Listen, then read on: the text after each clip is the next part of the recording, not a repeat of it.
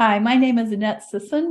I live in Nashville, Tennessee, where I'm an English professor at Belmont University. I've lived here 34 years. The town has changed radically, and you should come and visit it. I mentioned that I'm an English professor. I'm actually a Victorianist. That's my specialization. And I'm mentioning it because my poem is called Woodlanders, and the epigraph says after Thomas Hardy. I should explain a little bit. Thomas Hardy wrote a novel called Woodlanders. There's a character in it named Giles Winterbourne, but he doesn't appear in my poem, yet I wanted to set the poem in the woods. The person who appears in the poem is Gabriel Oak, and he's a main character in Hardy's novel Far from the Madding Crowd. So I've kind of done a mashup of Woodlanders and Far from the Madding Crowd.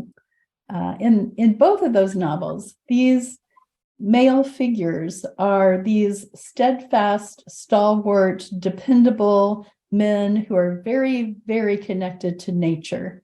And they love a woman who loves someone else, but they still have a special relationship with her.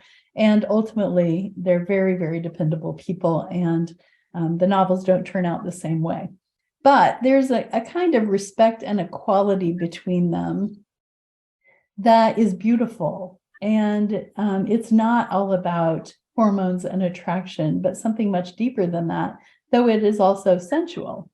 So I was in a class, and we were encouraged to write a poem that was ekphrastic in some way, with some work of art or literature, music or whatever. And I went to graduate school because of Thomas Hardy. I was already reading Thomas Hardy as an undergraduate and loving everything about him. He writes about nature, and he really connects nature to the human experience, almost too much sometimes. He really engages in the pathetic fallacy quite a bit, where nature is, taking on the characteristics of the people. I try not to push it that hard, but I'm very inspired by nature myself, and immersed in writings about nature. And so I decided to write this poem, a love poem to my husband.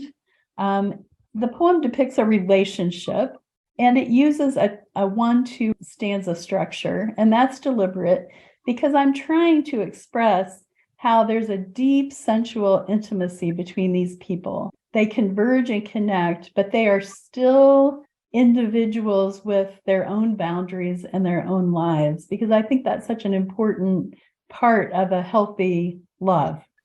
So I have couplets and singles, and I begin and end with the single line on purpose. And the other thing I wanted to say is that we are made of nature in this poem. She's a landscape, he's plants and growth and harvest.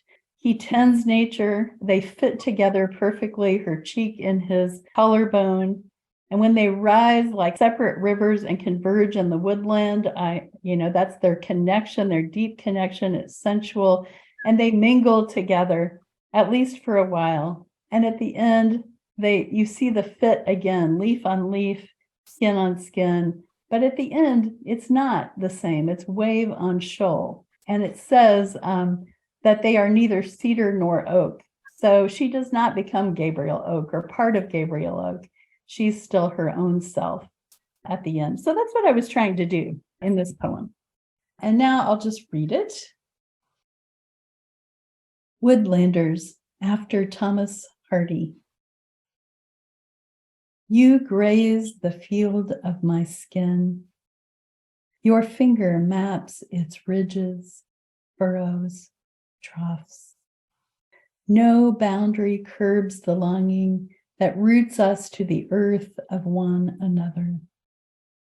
In you, I found my Gabriel Oak, made of thicket and sunlight, wheat sheaves, harvest, moon scythe. You measure the stars, their cycles, coax spring lambs, steward seeds, shore up fences, hearken to my call across the dusky acres. Your collarbone cradles my cheek. Elm twigs brush the window pane. Sovereign rivers, We rise, converge in the woodland, neither north nor south, shade nor sunrise, cedar nor oak. We find each other among trees, leaf on leaf, skin on skin, wave upon shoal.